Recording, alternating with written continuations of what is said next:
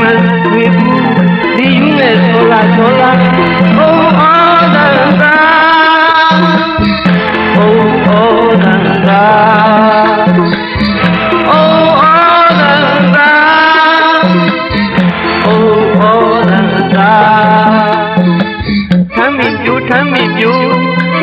pyu thega in for we in 20 ပွဲစုရတန်သာငြိမ်ညူချူရင်းငါသာယာငြိမ်ညူချစ်တဲ့ရာသာ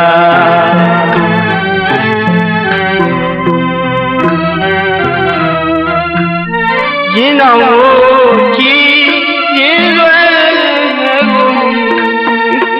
ဟောထမ်းတဲ့ရာသာဝိုင်းရင်မပြမနိုင်ရှာငြိမ်ညူချစ်လိုက်ပါပြီတန်ရောဒီမလေးရာသာ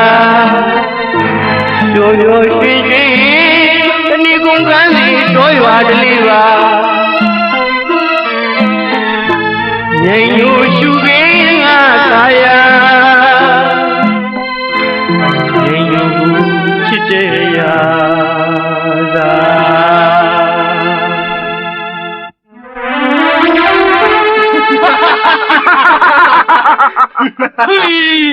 တက်ထထမ်းတော့လေကဟုတ်ကြပဲလကားပန်းကြီးခံသေးရည်နဲ့ရောထားဟုတ်ပါကွာဘာမှလည်းမမူပတ်စံတော့မှနှမျောသေးတယ်ရောဥတထဘာလဲဘိုးကြီးကတော့ခေါ်နေတာမခန့်နဲ့လက်ကြီးဘောတော့မရဘူးဟေးလေကွာဟေးဝယ်မလို့ခေါ်တာမလာပဲကြားနေထေဦးရက်ခွဲပြလိုက်ကဲကွာလူကလေးရတာဗျာအဘဟိုကောင်တွေလိုအပ်တာတူထည့်ပေးလိုက်စမ်းပါကွာအိုးအဘရဲ့ရွာရကဒီကောင်တွေကနေ့တိုင်းဒီလောက်လာတောင်းကြနေတာအဘမို့သိခံနိုင်တယ်ကျုပ်တော်မင်းစိတ်ကိုထိန်းထားရတယ်တို့ကထမ်းတက်ပြီးထမ်းရည်ခါရောင်းစားပြီးစီဝါရှာလုတ်စားတာလူလေးဒီလိုငမှုမယူကောင်တွေဟာတို့ထမင်းအိုးတွေပဲဂယူးစိတ်မနေစမ်းပါနဲ့အဘကတော့ရှင်ကြိုက်တဲ့လောက်တောင်မမှုပါဘူး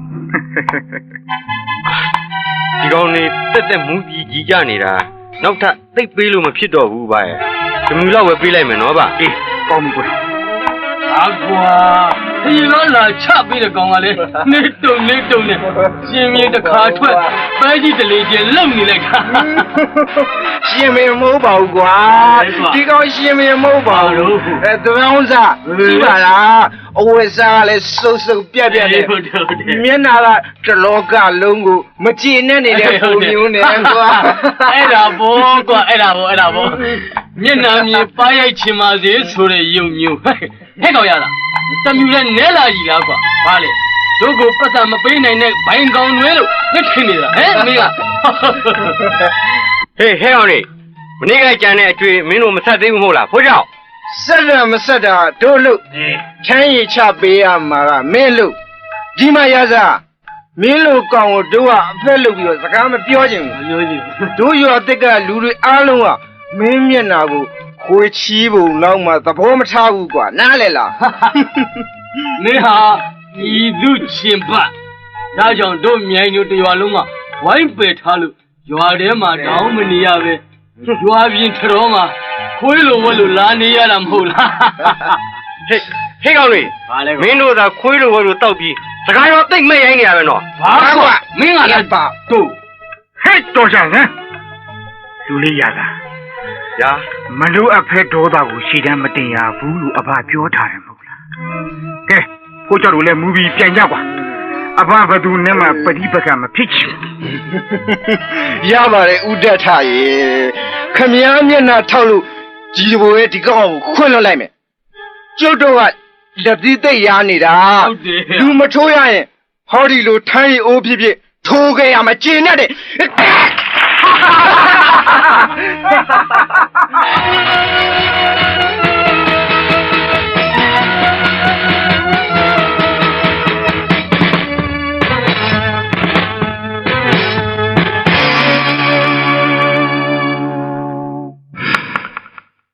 ဒုက္ခလိုက်ကြတာဒုက္ခလိုက်ကြတာငယ်ညွတ်တရားလုံးတို့မိသားစုဘာလို့တလောက်တောင်ညှိုးကြည့်နေကြပါလိမ့်အမေရောက်ရတဲ့ဘဝကတားတာဖြစ်ကိုမြင်လဲပါဦးအမေဟာဒီချက်ဒီလူတွေနဲ့စွန့်ခွာပြီးထွက်သွားခြင်းမျိုးပဲဟောဒီအမေရဲ့မျိုးကိုတာမခွင့်နိုင်လို့ပါအမေ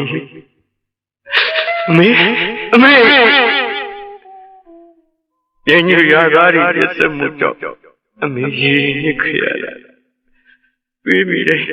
တင်းနေလိုက်တယ်မေယာ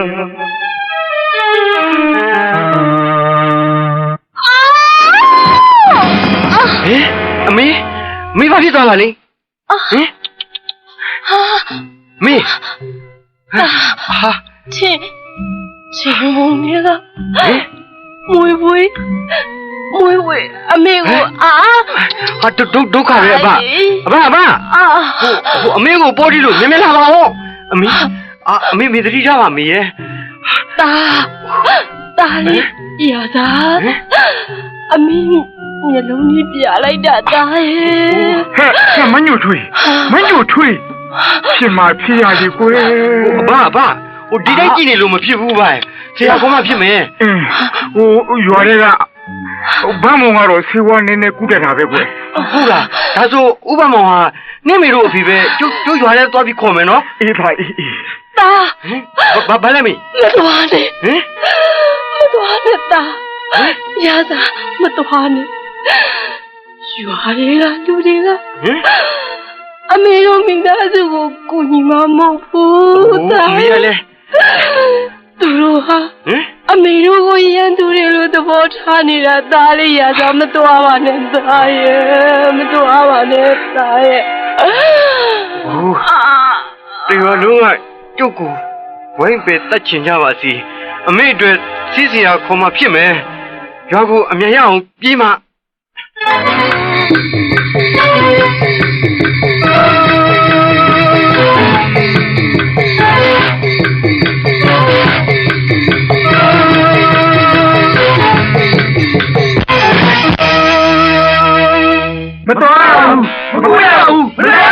မကိုရဘူး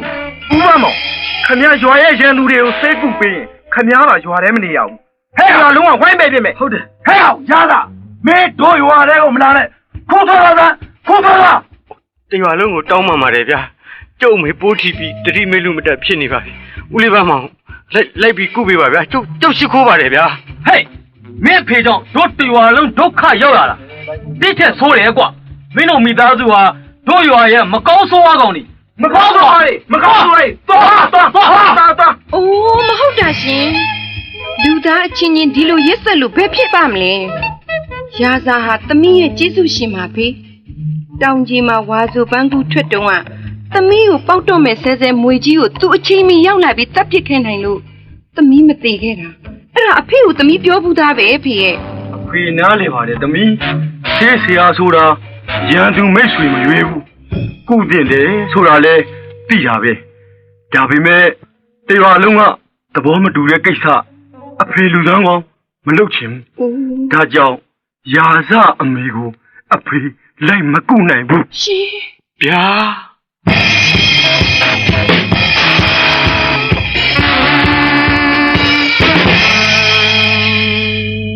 အဘဘာထကျုပ်စီအောင်ခေါ်လို့မရခဲ့ဘူးဗျာအမေရောဟင်လူကလေးရတာလူကလေးဆရာခေါ်ဖို့မလိုတော့ပါဘူးကွယ်ဟာနင်းသွားတာကြလို့ဟိုမှာမင်းအမေဖြစ်ကိုကြည့်လိုက်စမ်းမအောင်သားရဲ့ကြည့်လိုက်စမ်းအမေသေးကျုပ်ပဲသေးရဘာလို့တတ်ကျုပ်အမေကိုမကယ်နိုင်တော့ဘူးလားဗျာရတာချင်းကြီးလာကျုပ်ပြောတာပဲအမေကိုချေကူနေဒီလိုမဖြစ်ဘူးဗျာတတိထားပါလူလေးတတိထားပါအဖလူလေးအတွက်အသက်ရှင်နေပါသေးတယ်အသက်ရှင်နေပါသေးတယ်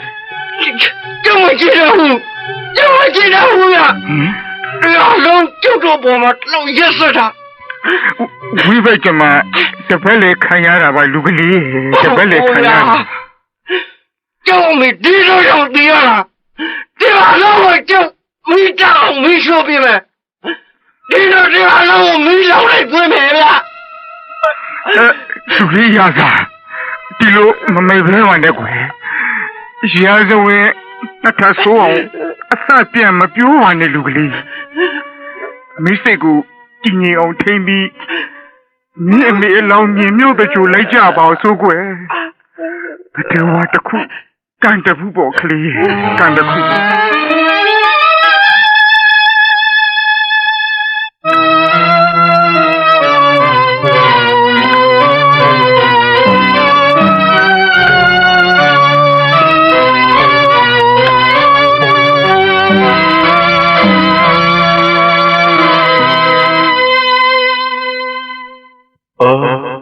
အမေ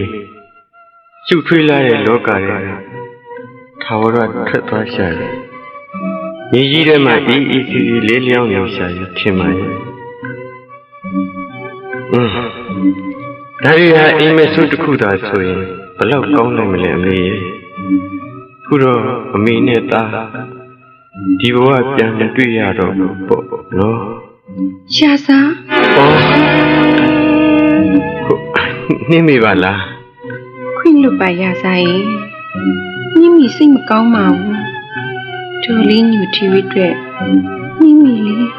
နေမိစီရနာသဘောပေါက်ပါတယ်နေမိရဲ့အဖေနီမကောင်းတာကြောင့်သမီးကိုပါရောပြီးအပြစ်တင်တယ်လို့ပဲဖြစ်ပါမလဲနေမိအဖေကသိရက်စစ်တယ်ဟိုးဒီမှာလုံးရက်စစ်ကြတယ်ဟာတို့ပေါ်ကျင်နာမှုတစ်သက်ကလေးမှမထားကြဘူး အော်ရစားရဲ့တရွာလုံးကဘလောက်ဖယ်နင်းကိုဝိုင်းပယ်ထားတာနိမိရဲ့သဘောထားကိုတော့ရှာစားနားလည်မှာပါနော်နိမိလေးရှာစားကိုတနာလဲတနာတယ်အထီးချန်ဆန်နဲ့ရှာစားရဲ့ဘဝကိုမြင်ရတာနိမိရဲ့ရှင်ထဲမှာဝေဒနာတစ်ခုခံစားနေရတယ်လို့ပဲ တို့ဘဝကိုစာနာမဲ့သူတယောက်ရှိနေသေးတယ်လို့အတက်မိပါတယ်နေမိရဲ့ဟောအဘ လုံမလေးရောက်နေတာ哦 ဟုတ်ပါတယ်ဗျရဲ့အဖေရေးတကြီးကိစ္စနဲ့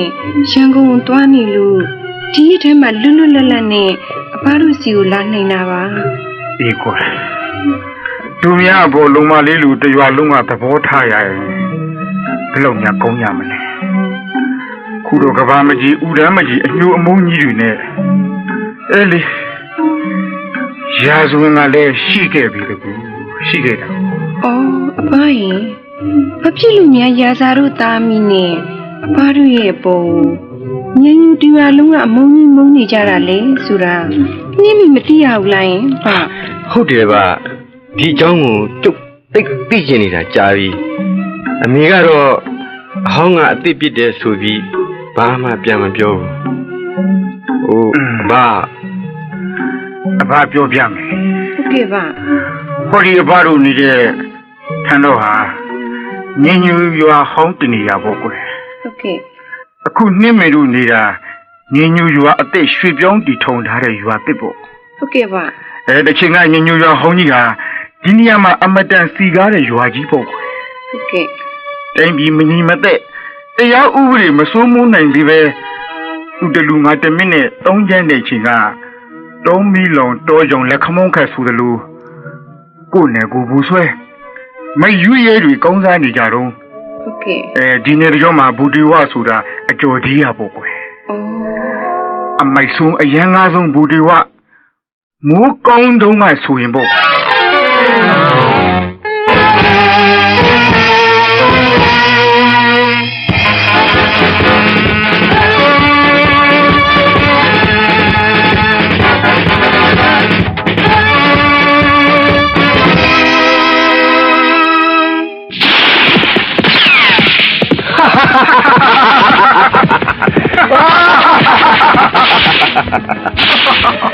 ဟဲ့ဒီကလုံးညင်ညင်နေတုတ်တုံမှမလုံးနဲ့ငုတ်တော့တော့ကြောက်သွားမယ် ဒေဝအကြောင်းသိတယ်မလားဟဲ့ ဘိုးတော်က ဘာလဲတထ ဟောဒီငညိုရွာတကြီးဥအောင်ဗလားဆိုတာသူပဲ အေး သူ့ကိုကျုပ်တို့ဖမ်းလာခဲ့ ဟဲ့ ဒီရှင်ညိုထွေးဖေကိုတော့တချမ်းသာပေးပါညိုထွေးတောင်းမှမှာလေရှင် မျိုးထွေးမျိုးထွေး ညိုထွေးသမီးအိမ်ပြန်တော့သမီးရဲ့ အိုးမပြောင်းပါ ဒီကောင်တွေနဲ့လုံးဝပတ်သက်စင်တဲ့သမီးဒင်းတို့ကိုတောင်းပန်စရာလည်းမလို ဘာ ဟဲ့မင်းတို့ငါ့ကိုဘာလုပ်ချင်လဲတော့မင်းတို့ကြိုက်တာငါ့ကိုလုပ်နေငါရွာနဲ့ငါမိသားစုကိုမထိခိုက်ချင်နဲ့တားလေ တဲလေတတ်တိပြောင်းတဲ့တကြီးမင်းမလားဘာလဲကျေးရွာအတွက်ရာဇဝင်အဆက်ဆက်မှာတမိုင်းကပီးတင်လောက်တဲ့ကဲတီရှင်သူရဲကောင်းကြီးပြောင်းစွတ်စားပြချင်လို့လားဟမ်ဒါဆိုလဲပါရမီပြည့်တဲ့အနေနဲ့ခမည်းကိုကျုပ်တတ်ပေးပါမယ်ဟုတ်ဘူးလားဟမ်ကြည့်တော့ အိုးညိုထွေးဖေကိုတိုက်ညိုထွေးကိုရင်တိုက်တာညိုထွေးသိချင်မယ်ညိုထွေးဖေကိုမတတ်ပါနဲ့အခုလို့ရညိုထွေးဖေအသက်ကိုလေချမ်းသာပေးပါရှင်ညိုထွေးတောင်းမှမှာလေညိုထွေးကိုတနာကြပါ ဟေးမင်းနာမည်ညိုထွေးတယ်လား ဟုတ်ကဲ့ရှင် နာမည်ကလှလှလူကလှလှငါဘဝမှာပထမဆုံးစိတ်ဝင်စားမြင်ဘူးခြင်းပဲကဲဟဲ့ကောင်နေအဖိုးကြီးကိုကြိုးဖြေပေးလိုက်ကြစမ်းပါကွာဓမ္မဥအောင်မလားခမည်းသမီးညိုထွေးတောင်းမှန်တာဒီတစ်ခါခွန်းလိုက်နော်ဒီတစ်ပတ်အတွင်းပေါ်ရမယ့်ရိတ်ခါတွေငွေတွေကိုကျုပ်စခန်းကိုအရောက်ဖို့ဘာလဲ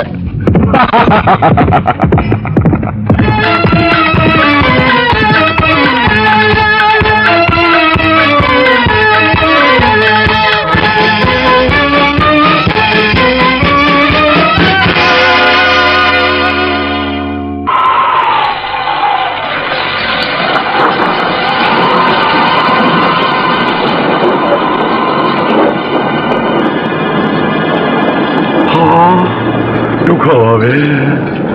တောင်ကြချုံနေကရေစီးတွေတဖြည်းဖြည်းတန်လာပြီချောင်းလင်မှာလဲဝင်ရိုးကကျိုးတတ်ပါလေကွယ်ကန်ဆိုးလိုက်ပါလေကွာကန်ဆိုးလိုက်ပါတမီး ရှင်ဖေ လဲပေါင်ကိုမြင်တဲ့ကန်ချတမီးရဲ့ရေထဲချသွားမယ် အဖေသမီးရဲ့တင်နေအောင်ဆိုးပါအဖေ ဟာမွတ်ဝဲတမီးရဲ့ချာနေရေစီးနဲ့နှောပါပါလိလောက်ကြပါဦးဗျာလောက်ကြပါဦးကြရပါဦးဗျာလောက်ကြပါဦးတကြီးနဲ့ဒီသမီးလာလားယူထွေးရတဲ့ပါသွားပြီမဖြစ်ဘူးကန်းစားကဘာဘကမြင်းနဲ့လိုက်မှဟဲရှေ့မှာကြောက်ကြီးယူထွေးကြတော့မယ်အချိန်မီရတဲ့ခုံချပြီးဆယ်မဖြစ်မယ်ကဲ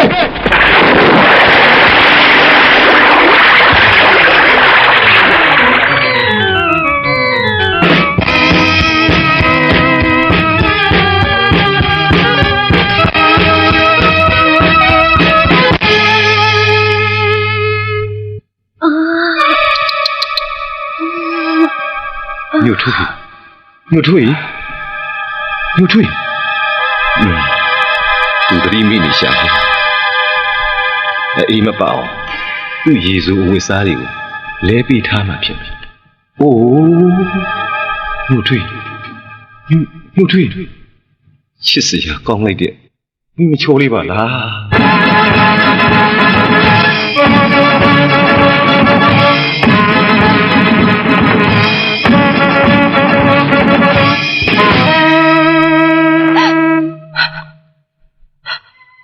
ကျုပ်ကိုခွန့်လွတ်ပါညိုထွေးရဲ့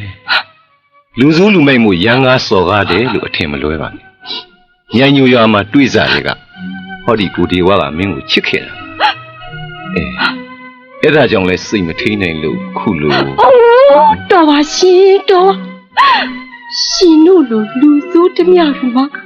အချစ်တို့တန်ရောစင်တို့မရှိနိုင်ပါဘူးညိုထွေးဘွားကိုတက်ပြက်စီရရှင်အိုးဒီလိုမဆွဆွဲသင့်ပါဘူးညိုထွေးအေးလေကျုပ်ဘက်ကဘလောက် လေးနဲ့မှန်ကန်ပါတယ်ဆိုတာကိုလက်တွေ့ပြပါမယ်မင်းကိုကြုတ်ခုတခါတည်းသိမ့်ပိုက်ပေါင်းသိလို့ရပြီမဲ့လူနဲ့သူနဲ့တူအောင်လက်ထပ်ပြီးမှယူမယ်ဒါကြောင့်မင်းအဖေဥအောင်မလားစီပြန်ပို့ဖို့မြိုင်ညူရွာကိုကျုပ်လိုက်ပို့ပေးမယ်ကျုပ်လိုက်ပို့ပေးပါမယ်ညူလေး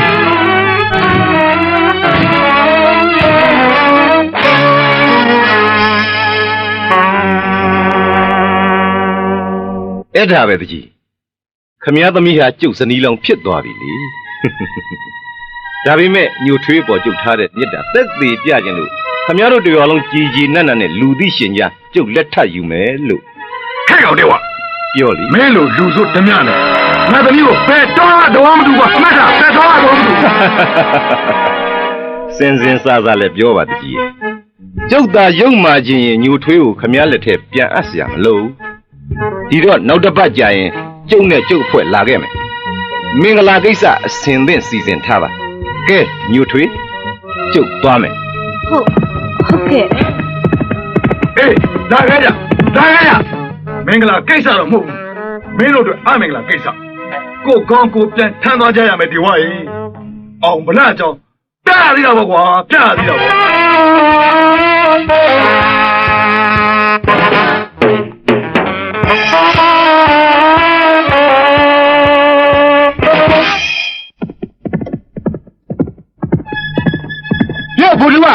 ဘူဒီဝ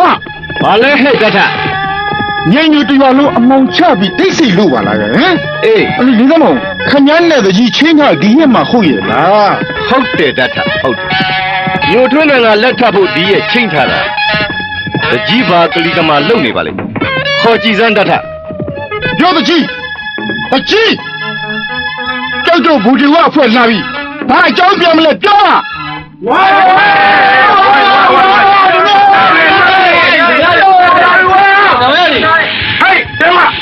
ငါသမီးတော့မရဘူးကွာစီစံနေရမယ်ကိုရောကိုကြည့်လာပြီကိုရောဒီဝါကိုအန်တုတဲ့မြိုင်ညိုတရွာလုံးမီးဟုံးတောက်မှငါကျင်နေမယ်ရွာကိုပြောင်းလုံးကြဟဲ့ကိုရော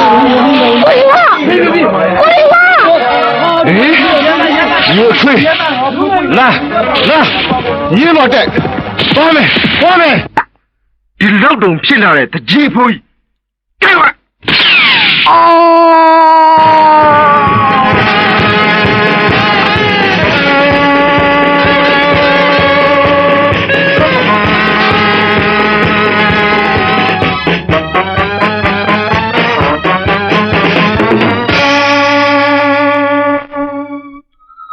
အဲ့ဒီလူနဲ့တကြီးလဲဆုံးခဲ့ရတယ်။ငြိမ်ညွရွာတရွာလုံးပြပုံအတိကျပြီးကြီးနဲ့ဖုတ်ဖုတ်ရွာပြက်ခဲ့ရတယ်လေ။ထူးစာမပြတ်တဲ့ဘူဒီဝနဲ့ညူထွေးတို့ဟာအကြောင်းပါနေကြပြီးဟော်ရီကလူကလေးရာစာကိုမူးဖွားခဲ့ကြတာပဲလင်သားကိုချစ်တဲ့ဇောနဲ့ရွာကိုစွန့်သွားတဲ့ဒေါ်လေးညူထွေးကိုလည်းတရွာလုံးကပြစ်ပယ်လိုက်ကြတာပေါ့နော်ဗျဒါပေါ့ကွယ်ရွာသားတွေဟာမီးလောင်မီမှာရွာထက်မတည်တော့ပဲခုရွာတဲ့နေရာပြောင်းရွှေ့သွားခဲ့ရတယ်ရွာလေးပြည့်ရသွေးမြေတွေလည်းကြတာကြောင့်ဘူဒီဝမိသားစုနဲ့တဖွဲလုံးအပေါ်မှာအများကမကြည့်တဲ့အမုန်းအညိုးအာဃာရတွေထားခဲ့ကြတယ်ဟုတ်ကဲ့ပါဒါကြောင့်လဲဘူဒီဝတတိလက်လို့ဖြစ်သွားတဲ့နေ့တနေ့မှာ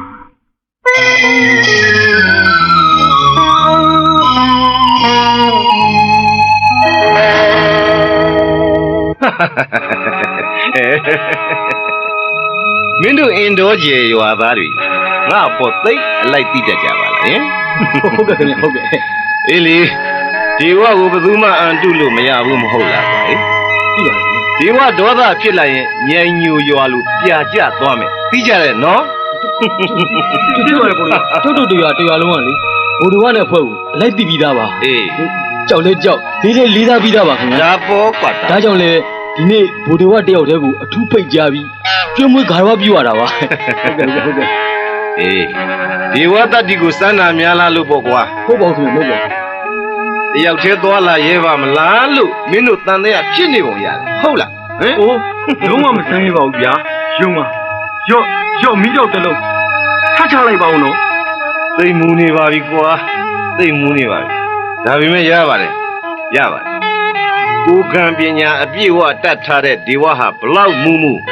ကိုကိုကာကွယ်နိုင်တယ်ကွာချိန်စိမ့်နိုင်တယ်ပြီးစမ်းတလုံးလုံးမောချလိုက်မယ်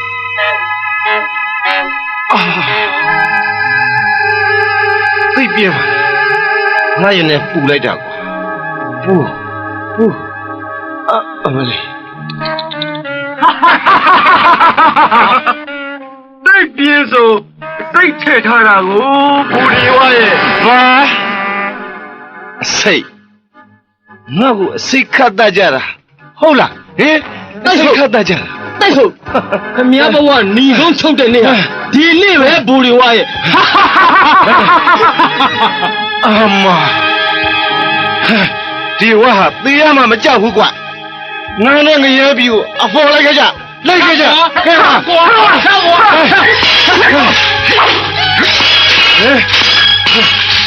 ငါလည်းလုံးနေပြလာ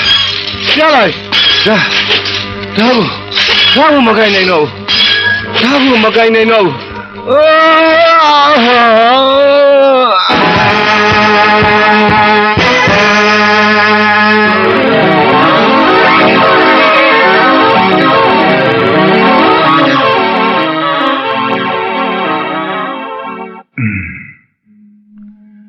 အဲ့ဒါမင်းဖေရဲ့ဇာတိငတ်မရတာ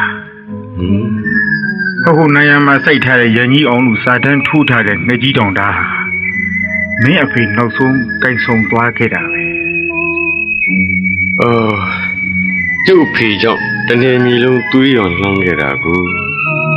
ဒါကြောင့်လဲနေညူတရားလုံးကအမုန်းကြီးတွေကျုပ်တို့ပေါ်ခဏအထိတင်နေခဲ့တာကို ။အိုးဖေးဆိုးရနဲ့တားကူပါမုန်းတီးဝိုင်းပယ်ထားတာမတရားပါဘူးဗျရဲ့ အေးလီလုံမလေးစိတ်ဓာတ်မျိုးမထားကြလို့ခက်ကြတာပေါ့အဖဆိုတဲ့တချင်ကငယ်ရွယ်တုန်းကဘူဒီဝရဲ့မိုက်ဖို့မိုက်ပဲဖြစ်ခဲ့ပြီမဲ့ ဟုတ်ကဲ့ အခုဆိုတန်ဝေကရနေပါပြီဒါပေမဲ့အများကတော့လူမိုက်ကြီးလိုပဲတတ်မှတ်နေတော့မဲ့ကွယ်လူရမသွင်းပဲဝိုင်းပေထားကြတာကြည့်လေ ဟုတ်ကဲ့ တို့ဘဝတွေဟာလူလောကစီးပွားရေးအပြင်ဘက်ကလူသားတွေဖြစ်နေတာလူချင်းဥပက္ခအပြုခံနေရတဲ့ဘဝတွေပါနေပြီတို့နဲ့နင်းလာဆက်ဆံတဲ့အတွက်နှင်းမိအတွက်နင်းနာမှုတွေဖြစ်လာနိုင်နေဆိုရင် အိုးရာစားရဲ့ဒုခင်နဲ့ဒုရဲ့တန်ရောစင်လေးတွေကို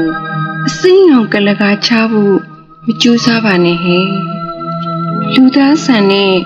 နှလုံးသားတွေနှင်းမြရဲ့ရင်ထဲမှာအမြဲတမ်းရှိနေတယ်ဆိုတာရှင်စမ်းမရစားရဲ့နော် အေးလေသူပြောတာတွေဟာနှင်းမိစီရနာစောကားရရောက်သွားရင်ခွင့်လို့ပါနှင်းမိ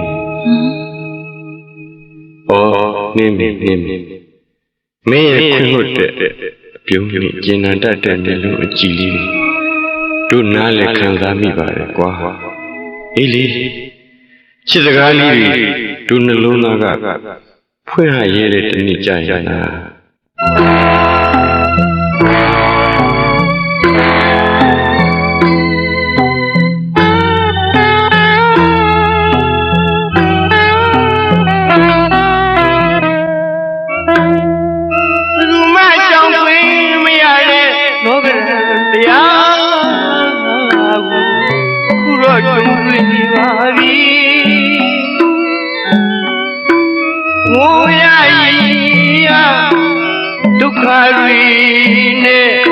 လှပသောအတိတ်ကိုပြောရင်တရိပ်ရိပ်နဲ့ဝေဒနာရင်မှာခံစားရမျက်မှောက်လောကကြီးမှာဝိရမင်းရဲ့နှစ်ယောက်တည်းမှာအခက်ခဲရှိတာမဟုတ်ဘူးလူတိုင်းဒုက္ခအခက်ခဲများနဲ့ရင်ဆိုင်နေကြရသည်အကုန်လုံးရင်ဆိုင်ရ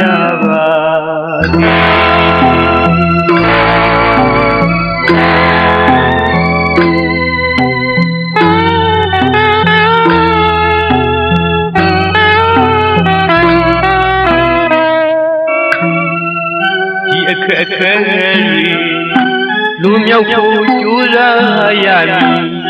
ဆွဲဆိုတဲ့ခွန်နဲ့ညူရကံရထက်သန်ရမည်အဖြေရှာကြိုးစားကြည့်ရင်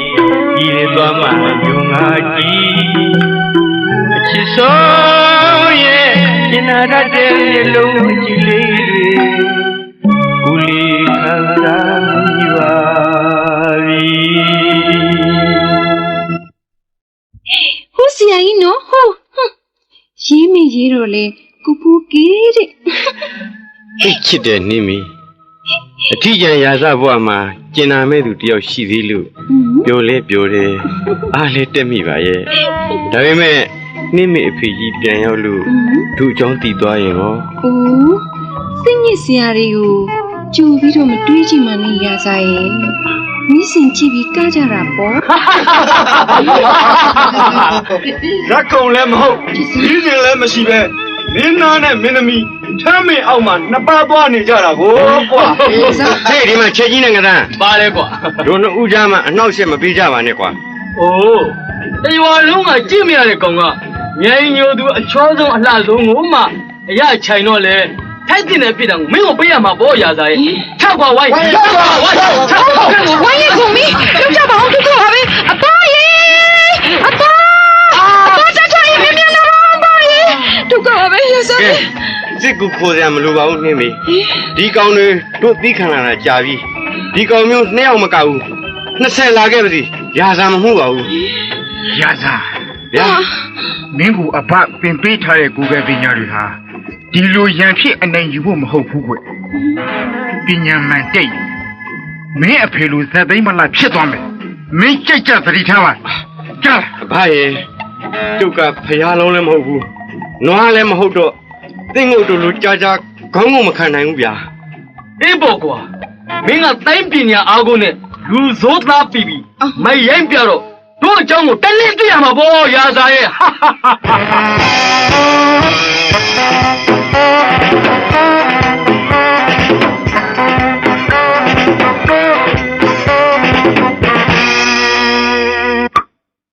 ရာစ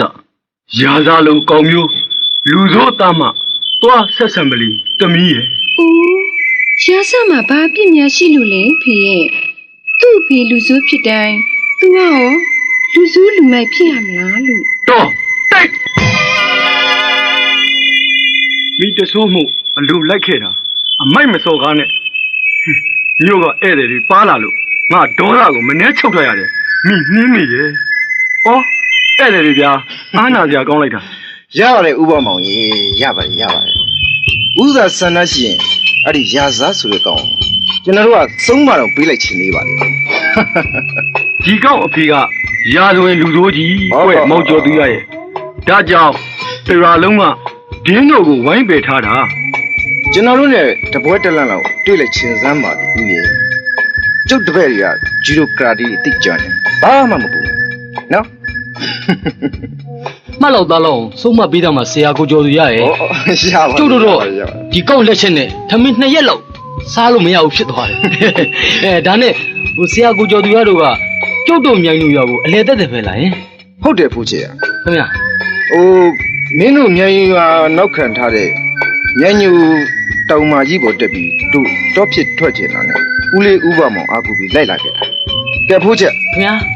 လဝဆောင်ထက်လာပါတယ်ဆိုရက်မင်းတို့ရွာပြင်တထထန်းတော့ကရာဇာဆိုတဲ့ငနေတဲကိုလိုက်ပို့တယ်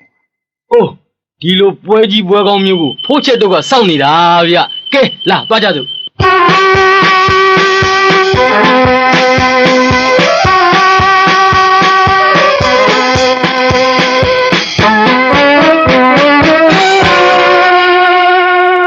အဲ့ဒါပဲလူလီပညာဆိုတာနေရာတကာအလွဲသုံးစားမလုပ်ရအောင်မင်းကိုအဘသင်ပေးထားတဲ့ကိုလုံးပညာဟာယောက်ျားမှန်ရင်တတ်တဲ့ပညာမျိုးပဲရန်ဖြစ်ဖို့မဟုတ်ဘူးကိုနေ့ကဖိုးချက်တို့နဲ့ဖြစ်တာမျိုးနောက်တော့မဖြစ်ပါစေနဲ့ကို ဟောဒီကောင်တွေကိုကျုပ်သိခံခဲ့တာကြာပါပြီအဖရဲ့စိတ်မရှိမှန်းသိတော့ရေမွေကိုခေါင်းပုတ်ဖမ်းအမိဆွဲရမ်းရဲကြတာပေါ့ငွေမှန်းသိရင်ဘယ်သူမှထ ထိတ်မပူရဲကြဘူးပါ အစိတ်ပြင်းတဲ့မွေဝေးရဲ့အဆွဲကိုမှရအောင်ချိုးနိုင်တဲ့အလတ်မဲ့ဆရာမျိုးမင်းတွေ့သေးတယ်ဟမ်ရစား ဟုတ်ခင်ဗျားတို့ဘယ်သူတွေလဲ တို့ကတောပြစ်မုတ်ဆိုးတွေလေတခါတခါမွေဝေးအဆွဲတွေလည်းချိုးတတ်တယ်ကွာ အော်ဒီမဲ့မောင်ရင် ပြော ဟိုမျက်နှာစိမ်းရင်ရန်စကားမပြောချင်ကြပါနဲ့ဟိုဓာတ်ထန်းတော်ကိုငင်းကျန်းနေပြီဖြစ်စီခြင်းလို့ဓာတ်ချသဘောကလည်းပိန်မွေးမှုကိုလူလားပါတယ် အဖိုးကြီးကအသက်ကြီးတာတောင်မှလက်သီးစုပ်ပြကျင်တော့လားခမည်းတော်ခစ်ကုန်းနေပြီဗျကြောင်ကြီးရဲ့ ဟာငါလိုကြောင်ဦးကြီးကမင်းတို့လိုတွတ်ဆုပ်ကလေးတွေကိုကျွတ်ဝါစားနိုင်သေးတယ်ကွာငဲ့ကွာကျွအာဒီဖိုးရတဲ့လက်တော့ပါလားဟေး သွားချင်စမ်းဟဲ့ကောင်လေးထပ်သွားချင်စမ်း ဟုတ်ကဲ့ ကြာရင်ဓာတ်ထငယ်မှုပြန်လာလို့ခေါင်းတခြားကိုယ်တခြားဖြစ်ကုန်ရမယ် ခမည်းကြီးထမင်းဝအောင်စားတာကြော်သူရအသားထိရင်ကျင်နာလို့ပြန်ခဲရမှာဒါဟိသွားကြမယ် ဟုတ်ကဲ့ တယ်လီ ဘယ်နဲ့လဲပါစော်ကားတဲ့လူရမ်းကားတွေအတွက်ဒေါသနဲ့တုတ်ပြန်မှသဘာဝကြတယ်ပါရဲ့အရေးသားကိုတရားနာဖိတ်လို့အပူပဲနော်ဟုတ်လားပါ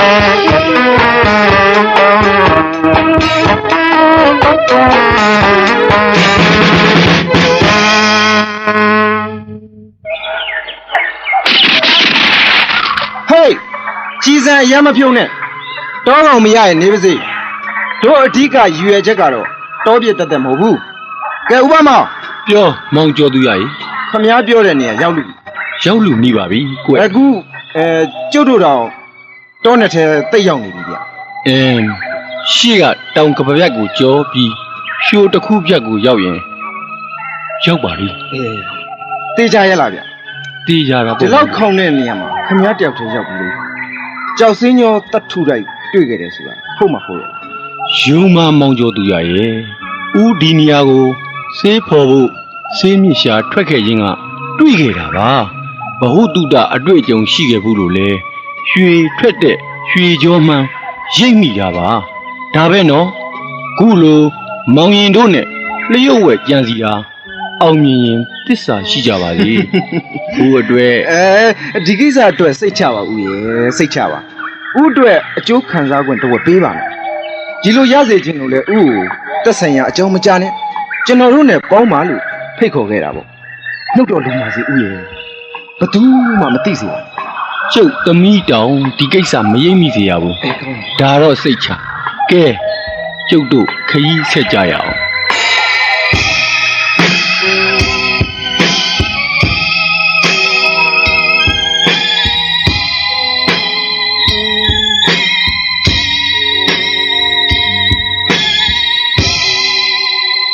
နိမေ ဘာလေးရစား အော်ဟိုနိမေအဖေနဲ့ကျော်သူရတို့အဖွဲ့ဟာငယ်ညူတောင်မတော်တဲ့ကိုညအိမ်ညင်းနေသွားနေကြတာထူးဆန်းမဲနော် ဟုတ်တယ်နင်းမီလေအံ့ဩနေမိတယ်သူတို့ပြန်ရောက်လာရင်လေအဖေရဲ့ခန်းထဲမှာတူတူတိတ်တိတ်နဲ့ကောင်းရင်ဆိုင်ပြီးပြောဆိုနေကြတာပဲရွာထဲကလူတွေကလည်းကျိုးသူရတို့ဖွဲ့ကိုမသိငါသလိုအကဲခတ်နေကြတယ်ရစားရဲ့ ဒင်းတို့ဟာတနည်းတစ်ဖူနဲ့ရွာဝင်များဒုက္ခပေးမဲ့တော်ရီညာလာဟာ ဒီရွာလုံးကဥပိ္ပခပြုတ်ခန်းနေရတာများရွာတွေ့ရစားကပူပြီးနေရသေးလားလို့ နိမေရဲ့ငယ်ညူရွာသူရွာသားတွေနဲ့ရာဇာကြားမှာတို့အဖေရဲ့အတိတ်ရာဇဝင်အရေးမဲကြီးကကာချထားလို့သာပါတကယ်တော့ရာဇာလဲနှိမ့်မီလို့ငယ်ညူရွာသွေးစစ်စစ်ပါဟဲ့ မိမိလည်းသဘောပေါက်လက်ခံမိသားပါရာဇာရဲ့အင်းလေတနေ့ရာဇာရဲ့ပေါ်အများတင်းနေတဲ့အမုန်းအာကာတမြုံမြုံလေးတွေကင်းစင်သွားလိမ့်မယ်လို့မိမိယုံကြည်မျှော်လင့်ပါတယ်ရာဇာရဲ့ အေးကဲနှိမ့်မီကျော်သူရတို့အရေးအကဲလဲမျက်ချီမပြတ်စေနဲ့နော်ဒါနဲ့ညဘက်ဆိုဘယ်အချိန်လောက်သူတို့ပြောဆိုတိုင်ပင်ကြတယ်ဆိုတာ လူကြီးတိတ်ချိန်ဆိုရင်သူ သူတို့ကောင်းကြီးဆိုင်နေကြတာပဲရစားဟုတ်ဘာလို့မလို့လဲ ဟိုဘာမှမလုပ်ပါဘူးနှင်းမီဒီညဒင်းတို့လူစုရဲ့မဟာအကြံဟာဘာလဲသိရအောင်သွားချောင်းနားထောင်ကြည့်ကောင်းမယ်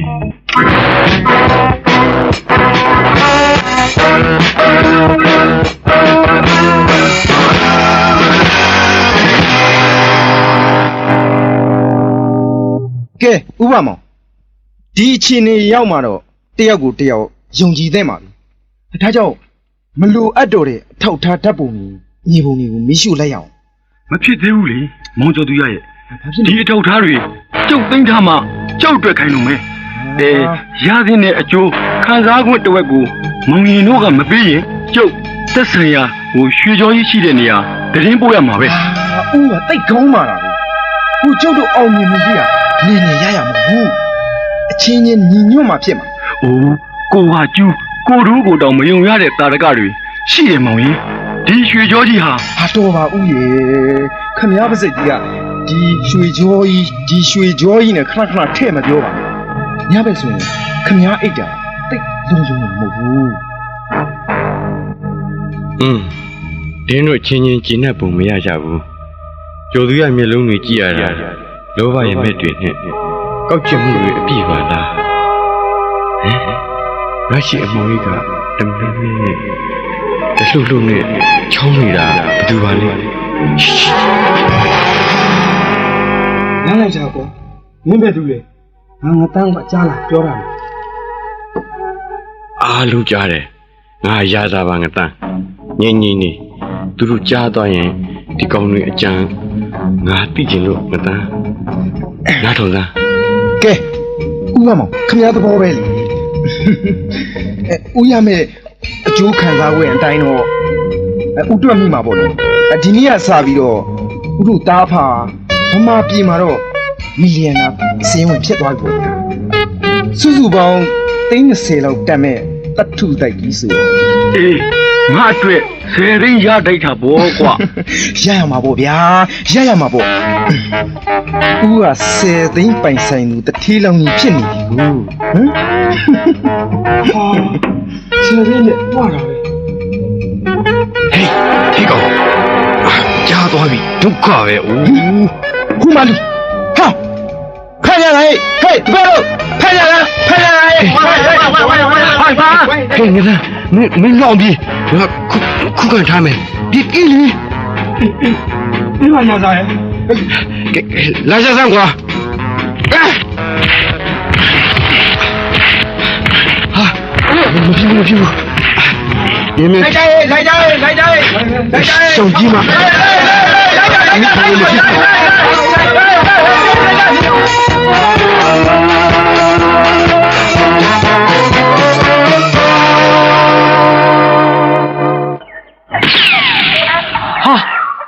ရုံကလေးငယ်တွေကိုပွန့်ထွက်သွားတာပဲ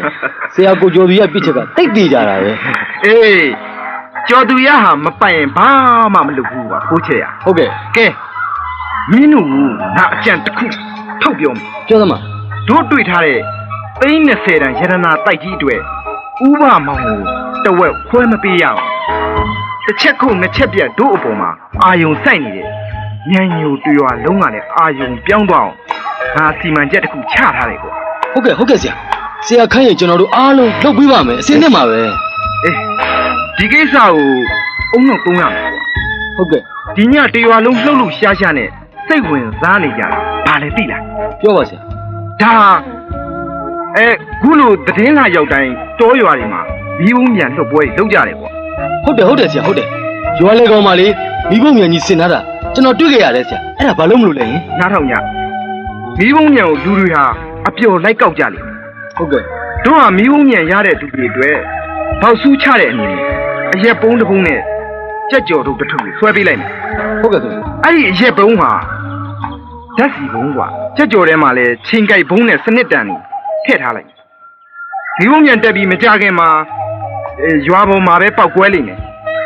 ဓာတ်စီတွေရွာပေါ်ပြန့်ပြီးတရွာလုံးမီးရှို့ပြီးတာဖြစ်သွားလိမ့်ဘယ်နဲ့လဲဟမ် ကောင်းလိုက်တဲ့အကြံဆရာရဲ့တကယ်ကောင်းတာတရွာလုံးကျွန်တော်တို့အဖွဲအပေါ်တန်လျက်ဝင်နေတဲ့အာယုန်တွေ ရွာမီးလောင်တာနဲ့အာယုံတွေအားလုံးပြောင်းသွားမယ်ဆရာဒါနဲ့ဥပမောင်အတွက်ကော ပွဲလန့်လုံးဖြာခင်းုံပေါ့ကွာ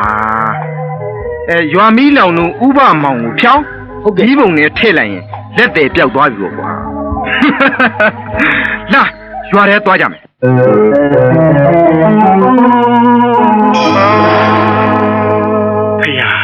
ဖေယာအကြံကြီးလိုက်တဲ့ကောင်းတွေပါလားလူလေးဟင် တူတူပါတူတူဒါကြောင့်ဒီကောင်တွေအကြောင်းသိရအောင်သူတို့တောပြည့်ထွက်ချင်အောင်ဆောင်းလာတာကိုသိရအောင်လိုက်ချောင်းရတာပေါ့ ကဲတို့ဘာလို့ကြရင်ကောင်းမလဲ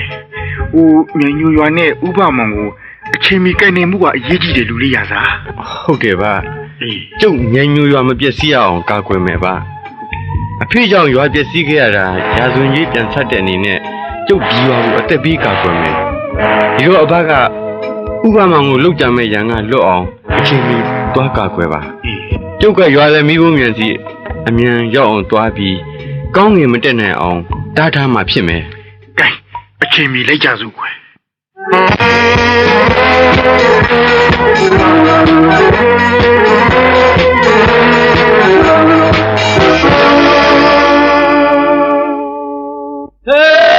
မိဘများကြီးလုပ်တော့မယ်ဟောဒီမှာမျိုးဟောဒီမှာမိဘများလက်ကောက်မဲ့သူတွေအတွက်ကျွန်တော်တို့ဆရာကိုကျော်သူရကလက်ဆောင်ကောင်းမိဘများမှာချက်ပေးလိုက်တယ်ဗျအရက်ပုံးနဲ့ကြက်သားကျော်တို့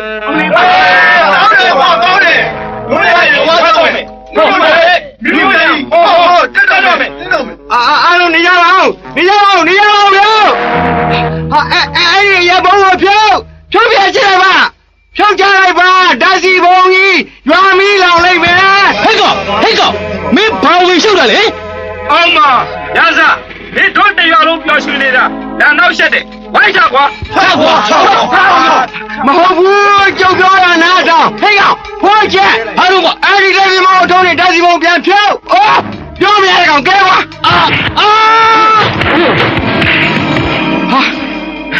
မိဘမြန်တက်နေပြီလှမ်းကုန်ဆွဲလိုက်မှဖြစ်မယ်ဟာရစားမိဖို့မယ်ကိုခိုးတော့ရက်ကောက်လေးဓာစီဘုံဖြုတ်ချဖြစ်မယ်ကဲကွာ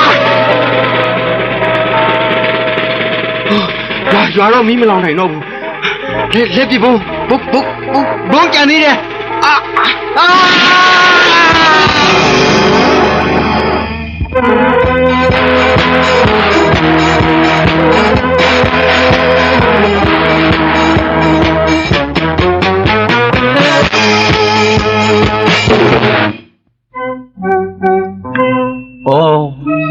ရစားရွာအတွက်အသက်ပေးသွားရှာတဲ့တငယ်လေးပါလားအခုတော့တို့မြိုင်ညူတရားလုံးမင်းရဲ့စေတနာမင်းရဲ့စိတ်ဓာတ်ကိုတန်မိုးထားရခဲ့ကြပါပြီကလေးရဲ့အရွာလုံးကိုကျုပ်တောင်းမှန်ပါတယ်အတ္တကိုကြိုရမဲ့ကြီးခဲ့တာကြောင့်လူယုံမာတွေမိတ်ဆွေဖွဲ့ခဲ့မိတာကိုကျုပ်အိပ်ပြည့်ရပါဟောလီကဥဒ္ဓထကြောင့်ကျုပ်အသက်မတည်ခဲ့ရတာပါဗျာခင်ဗျားအသက်ကိုသူ့ကောက်ွယ်နေခဲ့ပြီလေ။ကိုယ်ကလူလေးရစားအတွက်သူ့ဘာမှမတတ်နိုင်တော့ဘူးဗျာ။လူခင်ဗျားမြင်ယူရမီးလောင်ပျက်စီးမှာရွာသူရွာသားတွေဒုက္ခရောက်မှာစိုးလို့အသက်ဆုံးရသွားရှာပါပြီ။ကျင်းနဲ့ကြပါဗျာ။ကျင်းနဲ့ကြပါဒီကလေးရစားဖို့ခင်ဗျားတို့တရွာလုံးကအမုန်းတွေးကြည်ရပါတော့ကျင်းနဲ့ကြပါတော့ဗျာကျင်းနဲ့ကြပါတော့တူရစားဖို့ကျင်းနဲ့ဝင်မကပါဘူးသူ့စိတ်ဓာတ်ပါချီးကျူးမိဝန်းနေကြပါတယ်ဘာကြီးတတ်ထားရဲ့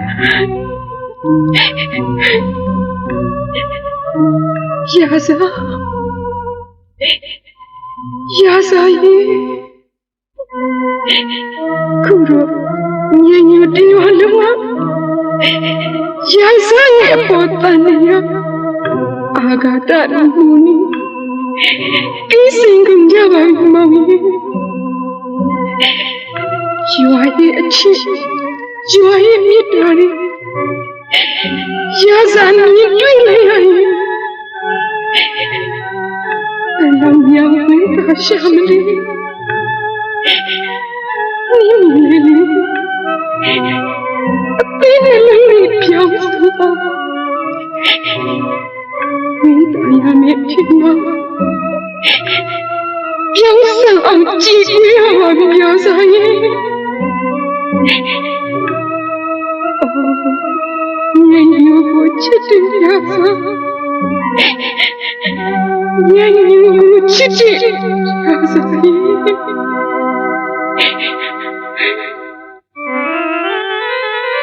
အမိုးဝေကြည်ပါရီညင်ညိုတရွာလုံးကအာဃာတမြူတမင်းကင်းစင်ကုန်ပြီလူနဲ့လူချင်းဥပက္ခပြုခံရတဲ့ဘဝတွေကြုံခဲ့ရသည်ဝိပဿနာယဟတပတ်လေလာကြီးဘုဒ္ဓမကြည်တဲ့အမုန်းတွေချေပါ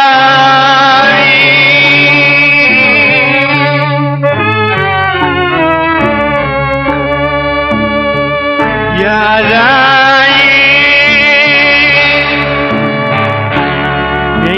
ရွာလုံးဟာမင်းအပေါ်မှာမြစ်တာကယူနာများမင်းသာမြင်လိုက်ရရင်ဘလောက်တော့ဝမ်းသာမလဲမင်းချစ်သူလဲဝမ်းသာရမယ်အချိန်မျိုးမှာရောင်းဆောင်အသေးကွယ်ရှာပြီရင်ညိုတရွာလုံးရဲ့မုန်းတွေကိုနှလုံးသွင်းနဲ့ပြစ်ဆက်ခဲ့တဲ့မြေယူချစ်တဲ့ရာသာမြေယူချစ်တဲ့ရာသာမြိုင်ညိုကိုချစ်တဲ့ရာသာမြိုင်ညိုကိုချစ်တဲ့ရာသာ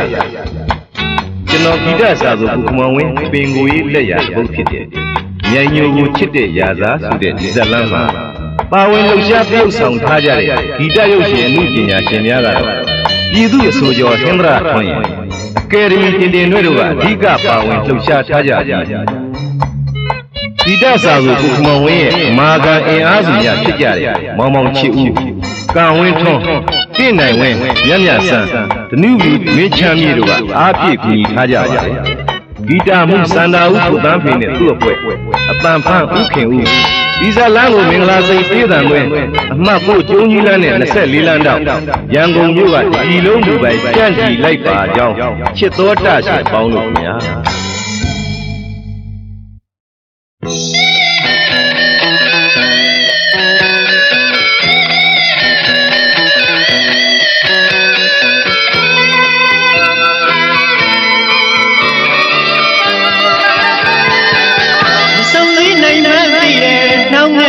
ဟောင်းကလေးရဲ့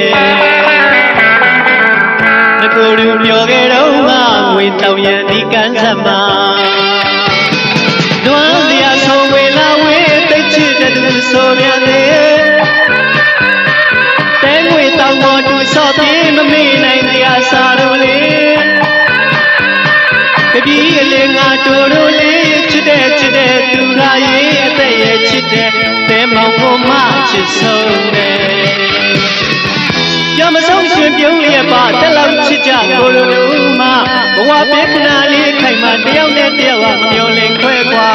စုံစည်းနိုင်မဲ့ခွင့်ခါပြေးလေးနိုင်လို့မောင်လာခဲ့မှာတို့နှခုပြောမြူးခဲ့တယ်လွမ်းတသိတောင်းရမှုမှာသမ်းလာမယ်ဟောမပါဒီကောင်းယူကြီးပမာတောင်းကုန်ကိုမှစာရလေးတွေလိုက်လို့ရှာဝေဒနာပြရှာဒီကောင်းယူတာနဲ့ရောက်မှာကျင်နာတွေပုံမှာပြလို့မင်းဖြစ်ကွာလွမ်းနေမဲ့တောင်းရဦးထဲမှာနာတော့တာဆင်းနေကြတယ်တိချစ်ပြိတ္တာအားလုံးကိုကျွန်တော်စောဖူကိုရဲ့တကူတော်တီးဆိုထားတယ်လွမ်းငွေတောင်းရပါဝင်ဒီတေးစုလေးကို ကုညီပြီးတော့တိခတ်ပေးကြတယ် professional တေးဂီတအဖွဲ့မှာတငယ်ချင်းများအတန်ဆန်းယူပေးတဲ့ကိုတိုနီ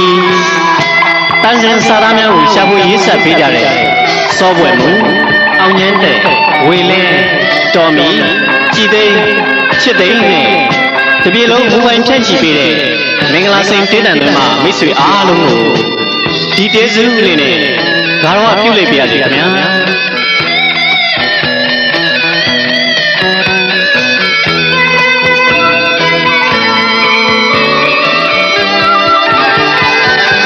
ဆုံးနေနိုင်မှသိတယ်နှောင်းနေတဲ့တေဟောင်းကလေး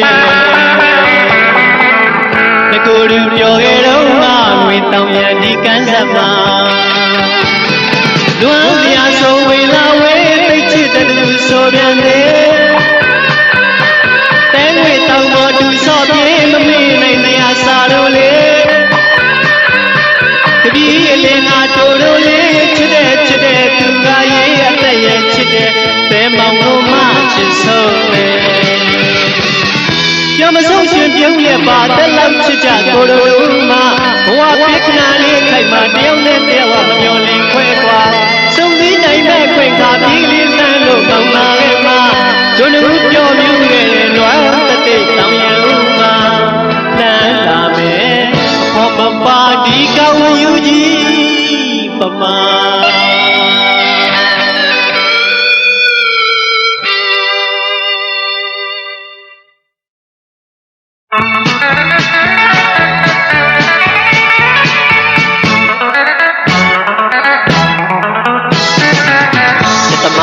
ဒေါက်တာကြီးကျွန်တော်အသေးမှဒဏ်ရာများနေကုစားပေးနိုင်မလားလို့လေ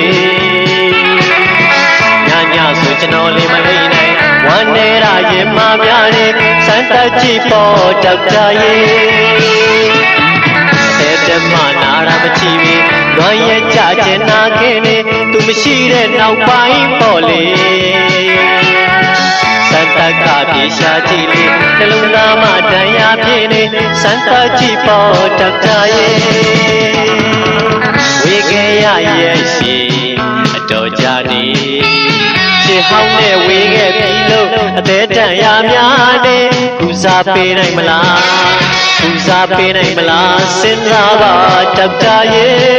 ဒေါက်တာစားထိုးကုသပေးပါလေ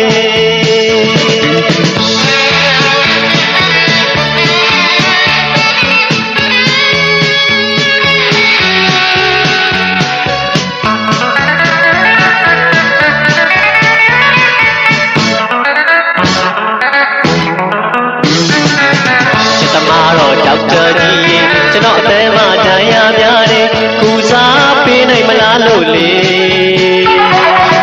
ညဆိုကျွန်တော်လေးမအေးနိုင်ဝမ်းနေတာရင်မများတယ်စမ်းသပ်ကြည့်ပေါ်ဒေါက်တာရဲ့ဘယ်တမနာရမချီပြီးဝမ်းရကြကျင်နာခဲ့နေသူမရှိတဲ့နောက်ပိုင်းပေါ်လေစံတကပြေရှာကြည့်လေနှလုံးသားမှာဒဏ်ရာပြင်းနေစံတကြည့်ပေါ်ဒေါက်တာရဲ့ဝေခဲ့ရရဲ့ရှိအတော်ကြနေချစ်ပေါင်းနဲ့ဝေခဲ့ပြီလို့အသေးတန်ရာများနေကုစားပေးနိုင်မလားကုစားပေးနိုင်မလားစဉ်းစားပါဒေါက်တာရဲ့ဒေါက်တာစားထိုးကုသပေးပါလေချစ်သမားတော့ဒေါက်တာကြီးချစ်သမားတော့ဒေါက်တာကြီးချစ်သမားတော့ဒေါက်တာမကြီးချစ်သမားတော့ဒေါက်တာကြီးချစ်သမားတော့ဒေါက်တာကြီးချစ်သမားတော့ဒေါက်တာမကြီး